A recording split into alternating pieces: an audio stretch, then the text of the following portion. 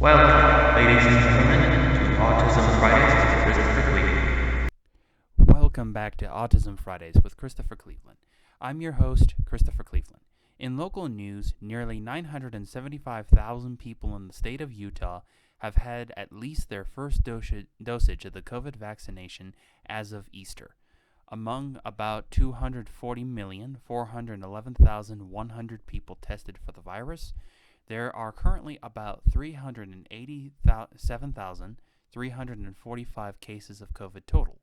Furthermore, there are a combined total of 2,132 COVID deaths and nearly 16,000 total hospitalizations in the state. In the jurisdiction of Southeastern Utah Health Department, there are currently 41 active cases in Carbon County, 34 in Emery, and 30 in Grand. Grand County currently has a total of 746 positive cases, not including non-residents who might have gotten the virus while here. 713 more people have recovered from the virus and 24 have been hospitalized, but all of them have since recovered, and we are very fortunate to currently hold only 2 residential deaths in the county because of COVID. This is in contrast to Emery County having 9 deaths and Carbon having 15 as of recording this episode. In other not COVID-related news, the new middle school should be complete sometime this month and ready for students to begin their classes within it, or give or take the middle of this month for Moab, Utah residents. I've talked with people who have been inside it, and they have all said that the hallways and classrooms are, quote, cavernous, a decisive spatial improvement from the current middle school, where I was enrolled at that age, I must admit. For anyone listening that's not from Moab, this new middle school was named after a local educator named Margaret L. Hopkin, who was my former elementary school principal back when I went through the public system in Grand County. She was the one who led the elementary school from my 4th to 6th grade years, when she became the superintendent and retired, serving as a mentor afterwards until she tragically passed away after a long battle with cancer. For locals and non-residents alike, I also made the suggestion to those who advocated for her name being on the building that we should also honor her by making the gym a place whereby her former taiko drumming group could come in and perform whenever classes and after-school programs weren't using it. Furthermore, when even taiko wasn't making use of it, I also suggested to them that they help it become a safe haven for martial arts classes, as both these things were near and dear to her heart when she was alive, and have the potential to benefit hundreds of kids in perpetuity. Time will tell whether or not that route is achieved, or if I'll be having to help my sensei achieve it after it's begun to be used. Excuse me, don't know why I messed up there so bad. Coming up after the break, the topic of the episode.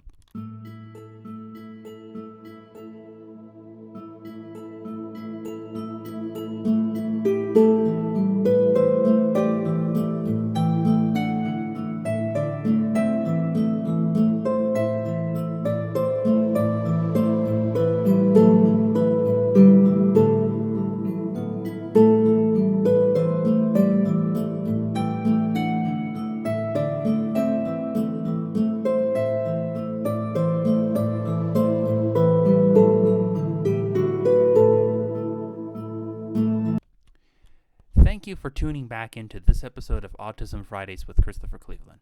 I'm your host, Christopher Cleveland. For today's topic, I wanted to talk a little bit about symbols and their significance in the autism community. To those who wonder why I thought about bringing this up, there's been a lot of heat about the puzzle piece that's been stirred up recently.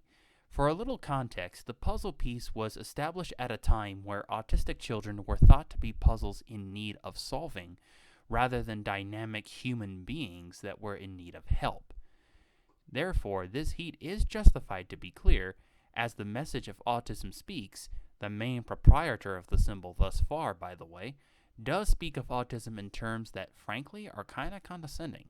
And there is an attitude in Autism Speaks that indicates a desire to erase autism from existence, or even euthanize autistic children if possible. However, the solution isn't to destroy everything related to it, as interesting as that is. Bear with me on this. Throughout history, I've observed the tendency of people who fight for a justified cause or even a not justified cause is to win, then eradicate every single trace of the people they overcame. In ancient times, the Greeks did this with enemies like the Trojans, the Phoenicians, and even the Persians, to name a few. In U.S. history, an entire hemisphere of culture was nearly wiped away from existence when Native American tribes were ripped from their homelands, assuming they weren't killed off by diseases and guns, and placed in areas that their white adversaries either couldn't or wouldn't use for farming or other commercial purposes. Yet all these destroyed quote-unquote enemies have one thing in common. Some aspect of them and their way of life made a resurgence in our modern time, no matter how hard their opponents tried to destroy them.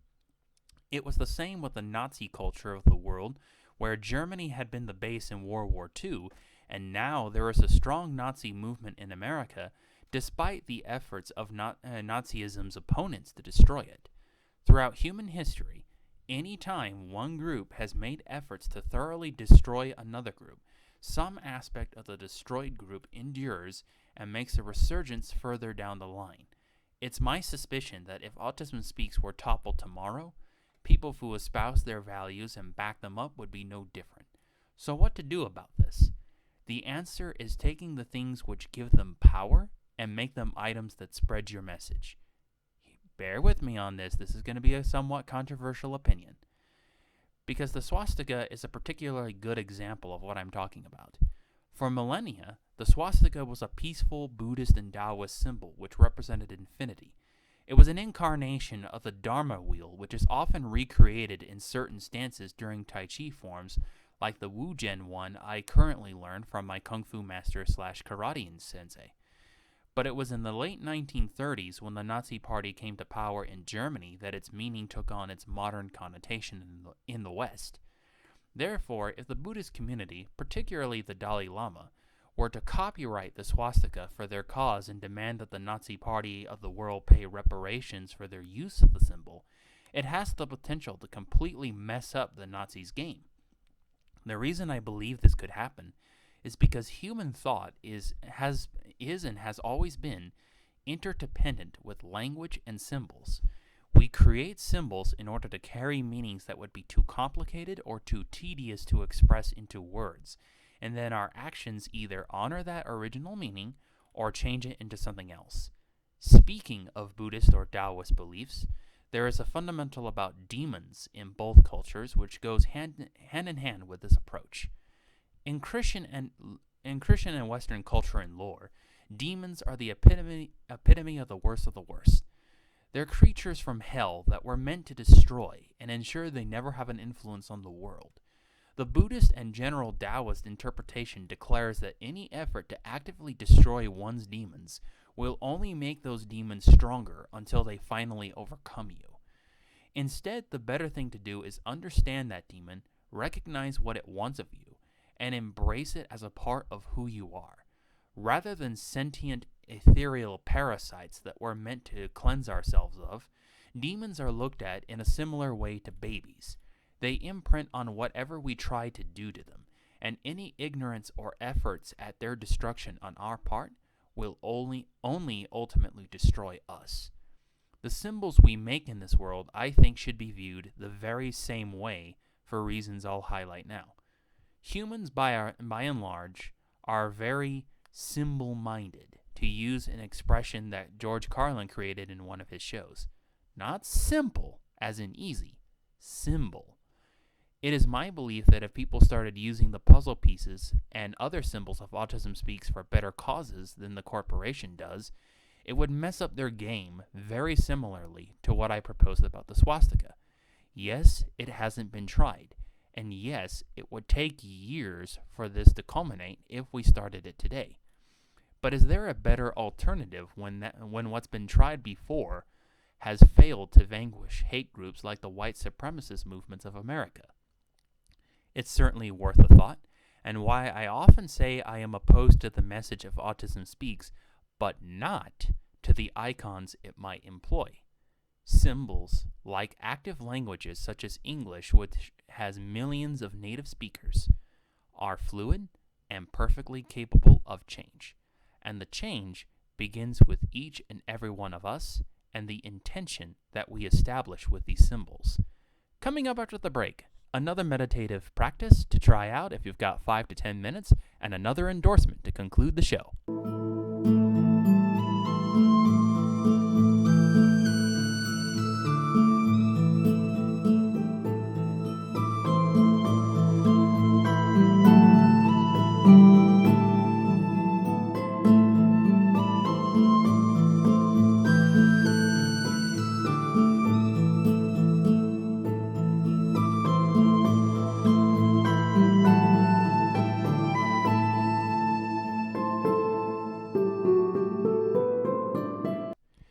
Thank you for tuning back into Autism Fridays with Christopher Cleveland. I'm your host, Christopher Cleveland. For our segment Simple Meditations, I want to offer an exercise called Swimming Dragon, one of the first Qigongs I ever learned. To begin, stand up with your feet as close together as you can possibly get them. After this, raise your hands to the sky so that your palms eventually face the sky. Then slowly bring them to clasp against each other. Make sure you are breathing deeply and taking it slow the whole time for best results. Once your palms are clasped together, like holding a lily or catching a piece of paper that's floating in the air, bring them down to about the level of your heart. Yes, the tips of your fingers should still be pointed to the sky and your elbows should be pointing to the side when you're done.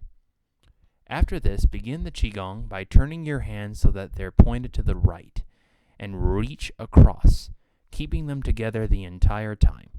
Jut your left hip out and look to your left whilst reaching as far to the right as you can with your hands clasped. Scoop your hands down to the left, then slowly swing your arms the other way and reverse the hip that's jutted out. Make sure that by the time you're done, your hands are in the opposite direction from where they started out, as are your hips and your head. Do this until you have created a vertical infinity loop, and scoop back left to begin rising back up, keeping that infinity loop going the entire time. You want to basically look like you're slithering across vertically across the sky or across the air or whatever you want to believe, for the effect of a swimming reptile. A video on Swimming Dragon being performed will be provided in the description of this video so that you can check and make sure you're doing it right. When you're done, raise your hands back to your chest and back to that starting position where the elbows are pointed out to the side and the fingers to the sky. Take about 7 to 9 deep breaths this way, and then let your hands slowly fall to your sides. That's it for our simple meditation section. Thank you for your time, and see you on the next episode. This episode is dedicated to Grand Area Mentoring Program. At this public-funded program, volunteer adults are paired with children who have the potential to do great things but need that extra one-on-one help from a kind, trusting, and reliable adult who will help them navigate through the challenges which beset them and work with their parents to ensure this navigation is achieved in a way everyone can be proud of. I am honored to call myself a member of this program and proud to call its head director, Daniel McNeil, my boss. Consider applying to join today, and make a note in your application that you heard about the program from this episode. A link to the application will be included in the description of this episode below. They'll be sure to get you going on your new and wonderful journey with a child who definitely needs your help now. This has been Autism Fridays with Christopher Cleveland, and we'll see you next week. Started, directed, produced, and written by Thank you for tuning in, and we'll see you next week. Hi, I'm Christopher Cleveland, creator, host, and director of Autism Fridays with Christopher Cleveland. I am a certified secondary education provider located in Moab, Utah, and I'm here to tell you about my show, Autism Fridays with Christopher Cleveland. If you wish to have optimistic, educational, humorous, fun content which holds ideas for age-appropriate discussions for your autistic child or other relative about the COVID-19 crisis and your state's related efforts to curb its spread, subscribe to my YouTube channel or join the Facebook group Autism Fridays with Christopher Cleveland today.